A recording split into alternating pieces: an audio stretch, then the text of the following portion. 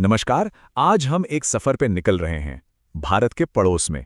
एक ऐसा इलाका जो इतिहास, संस्कृति और कह सकते हैं काफी जटिल भू राजनीति से भरा पड़ा है।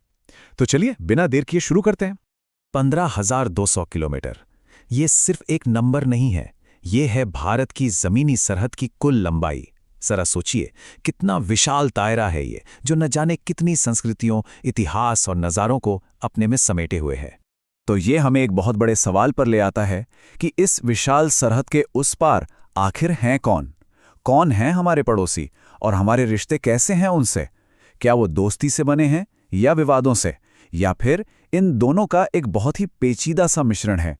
तो देखिए, आज की हमारी इस पड़ताल में हम क्या-क्या देखने वाले हैं। सबसे पहले हम उन 9 पड़ोसियों से मिलेंगे, फिर नक्शे पर खींची उन लकीरों को समझेंगे जो बहुत कुछ तय करती हैं। उनकी राजधानियों और मुद्राओं पर एक नज़र डालेंगे, कुछ खास भौगोलिक जगहों को जानेंगे और हाँ, उनके साझे इतिहास में भी एक गोता जरूर लगाएंगे। चलिए तो पहले पड़ाव से शुरू करते हैं, वो 9 पड़ोसी देश। मतलब कि इस कहानी के अहम किरदार कौन-कौन हैं। तो कुल मिलाकर भारत की सीमाएं 9 देशों से मिलती हैं। इनमें से 7 जमीन से जुड़े हैं। पश्चिम में पाकिस्तान और अफगानिस्तान, उत्तर में चीन, नेपाल और भूटान, और पूरब में बांग्लादेश और म्यांमार। इसके अलावा दक्षिण में हमारे 2 समुद्री पड़ोसी भी हैं, श्रीलंका और मालदीव। अच्छा, अब बात करते हैं उन लकीरों की जो नक्शे पर खींची गई हैं। ये सिर्फ स्याही की लकीरें नहीं हैं, यकीन मानिए। ये वो सरहदें हैं जो हमें हमारा इतिहास बताती हैं और हमारा भविष्य भी तय करती हैं। यहाँ एक बहुत ही मजेदार बात है। भारत की सबसे लंबी जमीनी सरहद है बांग्लादेश के साथ, जो कि 4,096 किलोमीटर तक फैली है। और इसके ठीक उलट सबसे छोटी सरहद है अफगानिस्तान के साथ, महज 106 किलोमीटर। मतलब कितना जबरदस्त फर्क है ना? यही तो इन सरहदों की विविधता है। बाकी बड़ी सरहदों की बात करें तो चीन के साथ हमारी सीमा करीब 3,488 किलोमीटर की है और पाकिस्तान के साथ 3,323 किलोमीटर की। इनके अलावा नेपाल, म्यांमार और भूटान के साथ भी हमारी अहम सरहदें हैं और हर एक की अपनी एक अलग कहानी, अपना एक अलग समीकरण है। रैडक्लिफ लाइन, ये नाम तो सबने सुना होगा। ये भारत और पाकिस्तान के बीच की सीमा रेखा है। पर यहाँ एक इंटरेस्टिंग फैक्ट ये है कि यही लाइन भारत बांग्लादेश बॉर्डर का भी आधार है। क्यों? क्योंकि 1947 में विभाजन के समय बांग्लादेश दरअसल पूर्वी पाकिस्तान हुआ करता था। और फिर आती है मैकमोहन लाइन। ये चीन के तिब्बत वाले हिस्से और भारत के उत्तर पूर्वी इलाके के बीच की सीमा है। ये लाइन अक्सर चर्चा और विवादों का केंद्र रही है, जो इस इलाके की पहले से ही जटिल भू राजनीति को और भी उलझा देती है। ठीक है, तो चलिए अब सरहदों से थोड़ा आगे बढ़ते हैं और इन देशों के दिलों में झांकते हैं, यानी उनकी राजधानियां और उनकी मुद्राएं, जो उनके राजनीतिक और आर्थिक जीवन का एकदम सेंटर पॉइंट है। यहाँ एक सवाल है, land of the thunder dragon या गरजते ड्रैगन की भूमि, ये नाम किस देश का है? सोचिए, ये भारत के एक बहुत ही शांत और खूबसूरत पड़ोसी का पारंपरिक नाम है।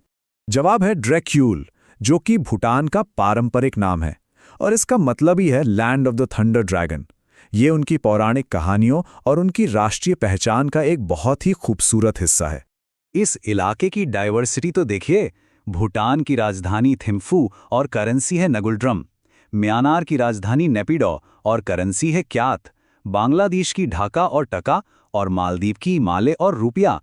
हर नाम में एक अलग कहानी, एक अलग पहचान छिपी है। तो अब बात करते हैं कुछ ऐसी भौगोलिक चीजों की जो इन देशों को एक दूसरे से जोड़ती भी हैं और कहीं-कहीं अलग भी करती हैं। ये एक तरह से इस पूरे इलाके की जीवन रेखाएं हैं। जैसे कि पाक जलडमरू मध्य या पाक स्ट्रेट, ये भारत के तमिलनाडु और श्रीलंका के जाफना के बीच समंदर का एक संकरा सा रास्ता है। पर यह सिर्फ एक रास्ता नहीं है, ये एक बहुत अहम समुद्री मार्ग है जो सदियों से दोनों देशों के रिश्तों और आज के समीकरणों को भी तय करता आया है।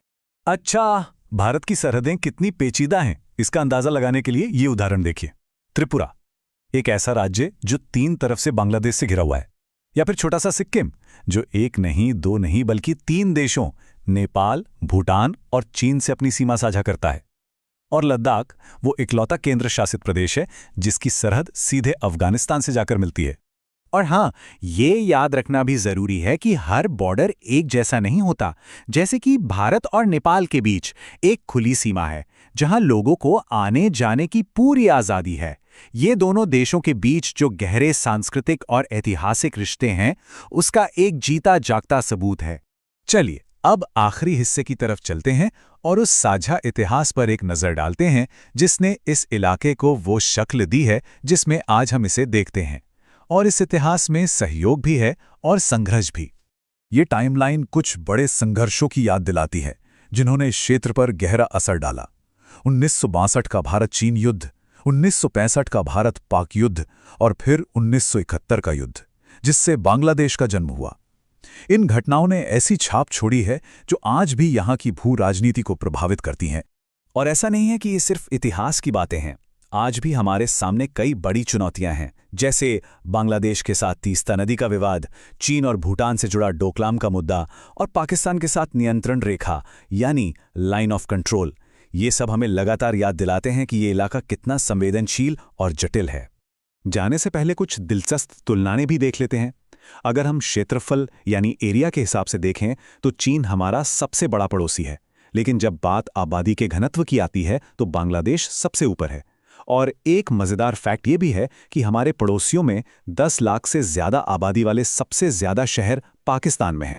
तो अंत में ये सोचना बहुत ज़रूरी है कि ये सरहदें सिर्फ नक्शे पर खींची लकीरें नहीं हैं, ये 1 अरब से ज़्यादा लोगों के भविष्य के लिए क्या मायने रखती हैं।